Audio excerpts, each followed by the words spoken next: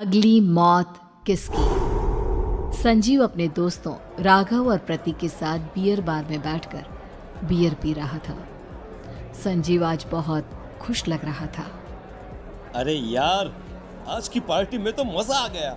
तुम दोनों दोस्तों के साथ तो मेरी जिंदगी इतनी अच्छी है कि क्या बताऊं कितनी अच्छी है। अरे भाई, अब दोस्ती की है तो जीना मरना सब साथ में। हाँ अरे यार सुनो, जल्दी से एक बियर और ऑर्डर करते हैं ना, एक आखिरी, और उसके बाद ये जश्न यहीं खत्म हो जाएगा।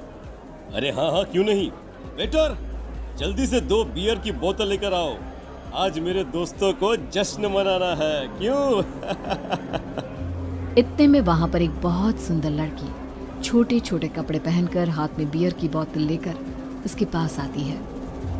ये लीजिए, आपने बियर ऑर्डर की थी ना, मैं लेकर आ गई। क्या बात है यार, इस बार की वेटर तो बड़ी सुंदर है। अब बियर लेकर आई हो तो अपने हाथों से ही पिला दो ना। हाँ, क्यों नहीं, जैसा आप बोलोगे मैं वैसा ही करूँगी। क्या बात है यार, अब तो लगता है रोज यहीं आना पड़ेगा। उसके बाद वो लड़की उन तीनों को बियर सर्व कर देती है। पार्टी करने के बाद वो तीनों अपने अपने घर जाते हैं। प्रतीक, संजीव और राघव को उनके घर छोड़कर जैसे ही अकेला अपनी कार में आकर बैठता है तो अचानक उसे एहसास होता है जैसे उसकी कार की पीछे वाली सीट पर कोई बैठा हुआ है। वो तुरंत पीछे मुड़कर देखता है। तुम यहाँ क्या कर रही हो? और तुम मेरी कार में कब आई? अरे तुम तो बार में वेटर थी ना। बस ऐसे ही मेरा दिल कर रहा था आपके साथ आपके घर चलने का, इसलिए मैं आपके साथ चली आई। अरे लेकिन तुम मेरी कार में आई कब? अभी कुछ देर पहले तो यहाँ पर मेरे दोस्त बैठे हुए थे। प्रतीक के इतना बोलते ही उस लड़के का चेहरा खतरनाक तरीके से बदल जाता है। उसकी आंखें पत्थर की तरह सफेद और पूरे शरीर पर नीली नीली नसें उभर आती है। गाड़ी चलाओ, पूरी स्पीड में चलाओ, और अगर तुमने गाड़ी रोकने की कोशिश भी की तो मुझसे बुरा कोई नहीं होगा। डर की वजह से प्रतीक के पसीने छूटने लगते हैं। उसका शरीर बुरी तरह से कांप रहा था। प्रतीक बिना कुछ सोचे समझे कार को फुल स्पीड से चलाना शुरू करता है।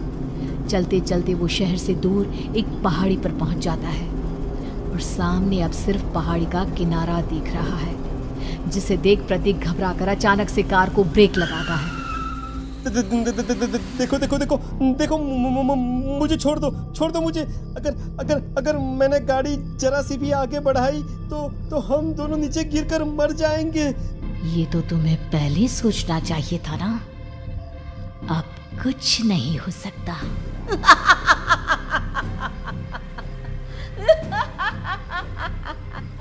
छोड़ दो मुझे।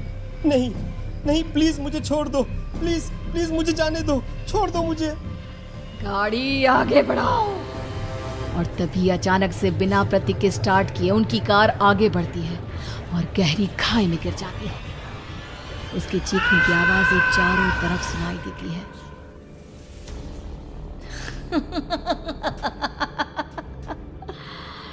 तुझे मारकर मेरे कलेजे में जल रही आग को थोड़ी शांति तो मिल गई, लेकिन अभी ये कहानी खत्म नहीं हुई। और फिर अगले दिन राघव और संजीव को पता चलता है कि प्रतीक की पहाड़ी से नीचे गिरकर मौत हो गई। अरे कल रात की तो बात है यार, हम सब बैठकर पार्टी कर रहे थे, लेकिन मेरी एक बात समझ में नहीं आ रही। राघव शहर से इतना बाहर उस पहाड़ी पर इतनी रात को क्या करने गया था? अरे यार, वही सोचकर तो मैं भी परेशान हूँ। हम दोनों को छोड़ने के बाद तो वो सीधा अपने घर जाने वाला था, और वो आत्महत्या क्यों करेगा भाई?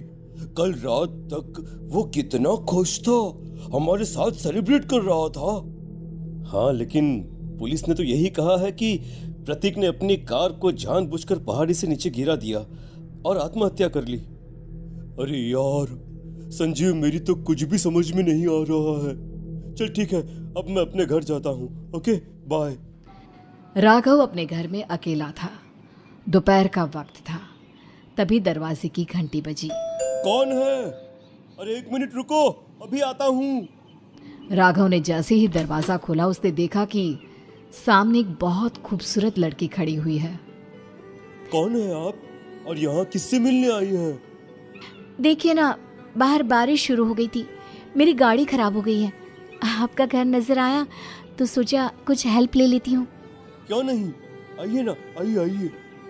मेरे कपड़े पूरे भीग चुके हैं, क्या आपके पास टॉवल मिलेगा प्लीज? राघव अपने बाथरूम से एक टॉवल लाकर उस लड़की को देता है। थैंक यू सो मच, अब मैं चलती हूँ। अरे इतनी क्या जल्दी है? आप चाहे तो बारिश रुकने तक यहाँ पर रुक सकती हैं। हाँ। लड़की ने पलटकर राघव की तरफ देखा। नहीं, मुझे जाना होगा, मेरा काम बाकी है। और वो वहां से चली गई। उस लड़की के जाने के बाद राघव अपने बाथरूम में नहाने के लिए गया और जैसे ही उसने बाथरूम में देखा तो उसका टॉवल वहीं पर लटका हुआ था। उसने टॉवल हाथ में लिया तो देखा कि उसका पूरा टॉवल खून के धब्बों से सना हुआ है। अरे अरे ये क्या? ये टॉवल तो मैंने उस लड़की को दे दिया था। ये वापस मेरे बाथरूम में कैसे आ गया? और इस पर ये खून के धब्बे कहां से आ गए?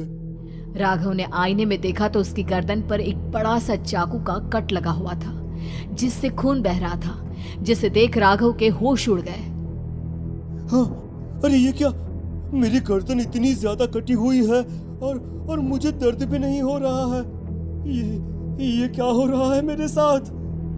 राघव घबराकर बाथरूम से बाहर आया और अपना मोबाइल उठाकर उसने संजीव को फोन लगाया। संजीव जल्दी से मेरे पास आ जाओ। मुझे लगता है कुछ बहुत बड़ी गड़बड़ है, जल्दी आ जाओ। उधर से आवाज आई, लेकिन वो आवाज संजीव की नहीं बल्कि एक लड़की की थी। कुछ अजीब नहीं हुआ है, बस तुम्हारी मौत तुमसे मिलने आई थी और तुम्हें मारकर चली गई। अब तुम इस दुनिया का हिस्सा नहीं हो राघव, इसलिए तुम्हें अपनी गर्दन के कटने का दर्द भी महसूस नहीं हो रहा। नहीं, ऐसा नहीं हो सकता, ऐसा नहीं हो सकता। कौन हो तुम? तुम्हारी मौत। अब संजीव के पास खबर पहुंचती है कि राघव ने अपने ही घर में चाकू से गर्दन काटकर आत्महत्या कर ली। ये सुनने के बाद संजीव के होश उड़ गए। वो पसीने से तरबतर हो गया और एक अनजाना डर अब उसके दिल को सताने लगा। संजीव के साथ ही उसका एक छोटा भाई राजीव भी रहा करता था। अपने भाई को इस तरह परेशान देखकर राजीव उसके पास आया। अरे भैया, क्या हुआ भैया? आप इतने घबराए हुए क्यों लग रहे हैं? प्रतीक और राघव की मौत, मेरा मतलब मेरी कुछ समझ में नहीं आ रहा भाई। अचानक से मेरे दोनों दोस्तों ने आत्महत्या क्यों कर ली? अरे वो तो मेरी भी समझ में नहीं आ रहा है भैया। हाँ, हो सकता है कि कोई परेशानी होगी और इसीलिए उन्होंने ऐसा किया होगा। हाँ, लेकिन दोनों की जिंदगी में एक साथ परेशानी और दोनों का इतनी खतरनाक तरीके से आत्महत्या करना, कहीं ऐसा तो नहीं मैं भी मर जाऊंगा? अरे आप ऐसी बातें क्यों कर रहे हैं भैया? वैसे ही मैं इतना परेशान हूँ। जब से अंजलि ने मेरा साथ छोड़ा है तब से सब कुछ बहुत अजीब सा हो गया है। रोज रात को डरावने सपने आते हैं। ऐसा लगता है जैसे अंजलि बार बार मेरे सपनों में आकर मुझे डराने की कोशिश करती है। अंजलि का नाम सुनते ही संजीव की आंखें फट गई और उसके गले में आवाज अटक गई। उसके चेहरे पर घबराहट साफ नजर आ रही थी। कौन थी वो लड़की जिसने प्रतीक और राघव को आत्महत्या की आड़ में मौत के घाट उतार दिया? और कौन थी अंजलि जो बार बार राजीव के सपनों में आकर उसे डरा रही थी? अंजलि का नाम सुनकर संजीव इतना घबरा क्यों गया? इन सवालों के जवाब जानने के लिए देखिए इस खतरनाक कहानी का अगला भाग।